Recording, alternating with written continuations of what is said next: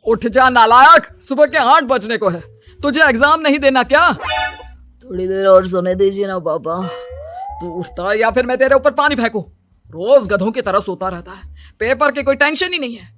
और एक हमारा समय था जब हम पेपर में फेल होने के डर से रात भर पढ़ा करते थे, सो ही नहीं पाते थे। तो क्या अब आप उसका बदला मुझसे लेंगे? मैं 15 मिनट बाद उठ जाऊंगा, आप प्लीज जाइए, मुझे डिस्टर्ब मत कीजिए। इतना कहकर रौनक रजाई ढककर फिर से सो जाता है। तू ऐसा नहीं मानेगा, रुक मैं अभी पानी लेकर आता हूँ। बस फिर क्या था, इतना कहकर वो भागते हुए बाथरूम में जाते हैं और पानी की एक बड़ी सी बाल्टी लाकर रौनक के ऊपर फेंक देते हैं। पानी पड़ते ही रौनक झट से उठ जाता है। ये आपने क्या किया पापा? अब तू उठेगा नहीं तो यही करना पड़ेगा ना। वैसे थैंक्स डैड, आपके कारण ना अब मुझे नहाने की भी जरूरत नहीं पड़ेगी। चलिए अब आप माँ से बोलकर मेरे कपड़े निकलवा दीजिए, तब तक मैं ब्रश कर लेता हूँ। वैसे कल ना आप एक काम और करना, नहलाने के साथ साथ मुझे ब्रश भी करवा देना। ये ब्रश करने में ना मुझे बहुत आलस आता है। रौनक की बातों से अरविंद का मुंह खुला का खुला रह जाता है। वो अपनी पत्नी कमला के पास जाता है और रौनक की हरकतों के बारे में बताता है, जिसे सुन उसकी पत्नी हंसने लगती है। तुम अपने बेटे को समझाने के बजाय हंस रही हो। रौनक बच्चा है, धीरे धीरे सुधर जाएगा, आप क्यों उसके पीछे पड़े रहते हो? अभी नहीं सुधरेगा तो कब सुधरेगा? 10वीं क्लास में है रौनक, वो अब कोई बच्चा नहीं रहा। अरविंद के इतना बोलते ही वहां रौनक भी आ जाता है। क्या डैड, मैंने आपको एक काम दिया था वो भी नहीं हुआ आपसे। अरे क्या हुआ बेटा? माँ मैंने डैड से बोला था कि वो आपको बोलकर मेरे स्कूल की यूनिफॉर्म निकाल दे, लेकिन मेरे पीछे पड़ने के अलावा इनसे एक काम ढंग से नहीं होता। देख रही हो कमला, देख रही हो अपने लाडले को। अरे आप चुप रहिए जी। चलो बेटा, मैं तुम्हें कपड़े निकाल कर दे देती हूँ बस। ऐसे ही साल पर साल बीतते जाते हैं, लेकिन रौनक के रवैये में कोई बदलाव नहीं आता। वो पहले से भी ज्यादा आलसी और पूरी तरह अपने माता पिता पर निर्भर हो जाता है। 2 साल बाद पता नहीं कहाँ गायब रहता है पूरे दिन, अब तक तो आ जाना चाहिए था। अरे आप इतनी फिक्र क्यों कर रहे हैं उसकी? दोस्तों के साथ खेल रहा होगा, आ जाएगा अभी। ये कोई टाइम है खेलने का? 10 बजने वाले हैं, इतनी रात में कौन खेलता है? कमला कुछ कहती उससे पहले ही रौनक वहां आ जाता है। मम्मी जल्दी से खाना लगा दो, बहुत भूख लग रही है। तुम्हें तब तक खाना नहीं मिलेगा जब तक तुम बता नहीं देते कि इतनी रात गए कहाँ से आ रहे हो। ओ प्लीज डैड, अब आप एसी पे प्रद्युमन बनकर मेरे सर पर बंदूक लेकर मत बैठ जाना। अपनी फालतू की बकवास बंद कर और बता कहाँ से आ रहा है। माँ अब समझाइए ना डैड को। बता देना बेटा, इनको भी तसल्ली हो जाएगी। आप बोल रही हैं तो बता देता हूँ, मैं दोस्तों के साथ मूवी देखने गया था, इसलिए देर हो गई। तो इन सब चीजों में मेरे पैसे उड़ाता है?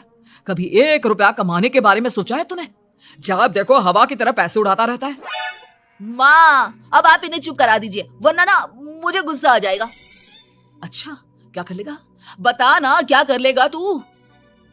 वैसे बात तो ठीक ही है, मैं कर ही क्या सकता हूँ, पैसे तो फिर भी मैं आपसे ही मांगूंगा ना। चलिए अब ये सब बात छोड़िए और मम्मी मेरे लिए खाना लगा दीजिए। अभी लगा देती हूँ बेटा। मैं बता रहा हूँ कमला, एक दिन ये ऐसे ही बिगड़ जाएगा। उफो, आप क्यों इतना पीछे पड़े रहते हो मेरे बच्चे के? बात की बाद में देखेंगे, अभी आप शांति से उसे खाना खाने देंगे। अगले दिन डैडी मुझे 10,000 रुपए चाहिए। हाँ?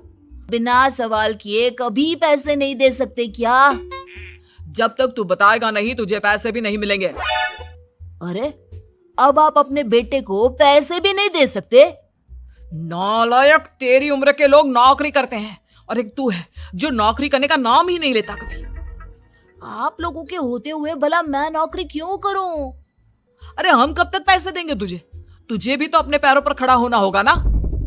कौन सा उधार के पैरों पर खड़ा हूं? अपने ही तो पैरों पर खड़ा हूं मैं। इसी तरह रौनक दिन प्रतिदिन लापरवाह होता जाता है।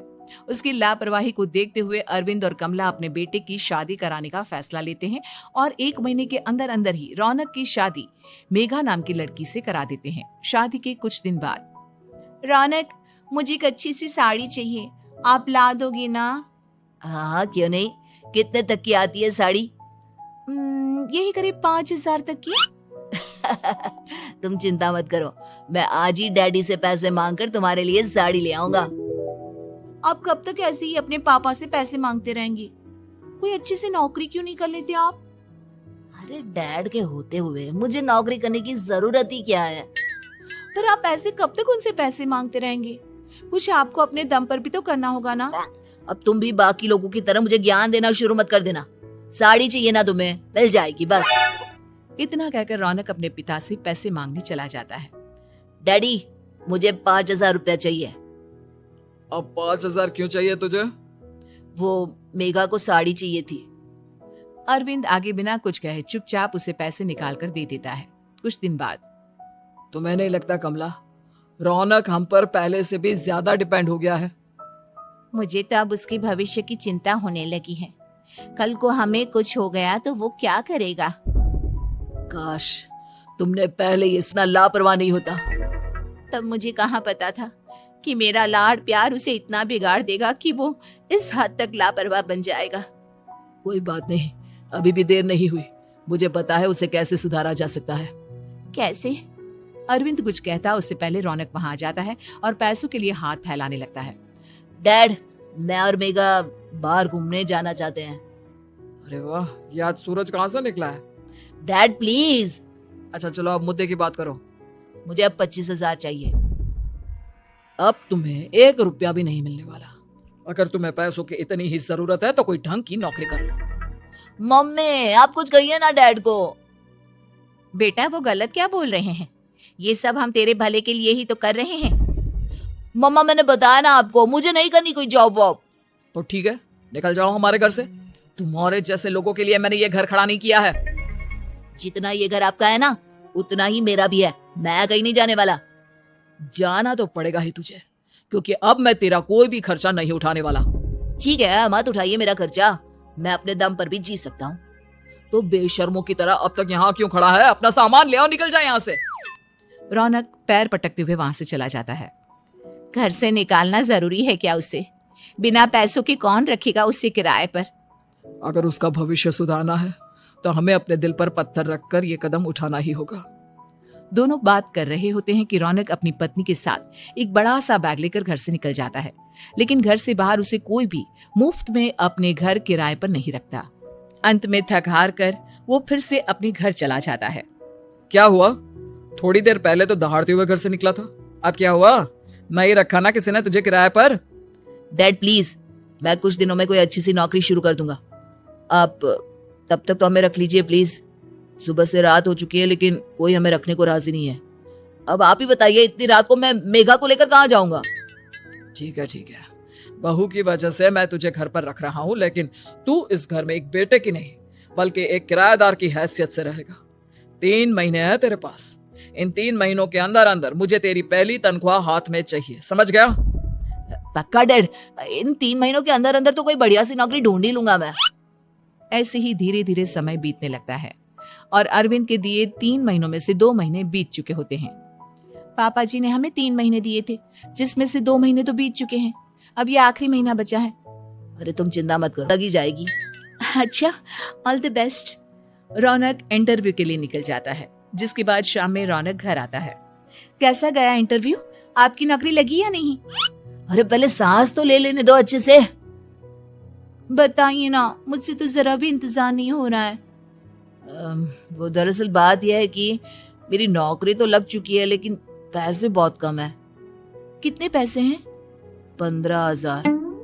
इतने में अरविंद और कमला मिठाई का डिब्बा लेकर आ जाते हैं। बधाई हो बेटा। हम जानते थे तेरी जॉब जरूर लगेगी। लेकिन मेरी सैलरी बहुत कम है मम्मा। कम है तो क्या हुआ, धीरे धीरे बढ़ जाएगी। हाँ बेटा, हम तो बस चाहते थे कि तू अपने पैरों पर खड़ा हो जाए। मतलब अब आप मुझे घर से नहीं निकालेंगे? नहीं, ये सब हमने तुझे जिम्मेदार इंसान बनाने के लिए किया था। Thank you mummy papa. अगर आप दोनों ऐसा नहीं करते तो मुझे कभी अपनी जिम्मेदारियों का एहसास तक नहीं होता। आज आपने मुझे सिखा दिया कि इंसान का अपने पैरों पर खड़ा होना भी जरूरी होता है। इतना कहकर रौनक झट से अपने माता पिता के गले लग जाता है और अपनी कमाई की पहली तनख्वाह वो अपने माता पिता के हाथ में सौंपता है। इस तरह रौनक एक गैर जिम्मेदार व्यक्ति से एक जिम्मेदार व्यक्ति बन जाता है।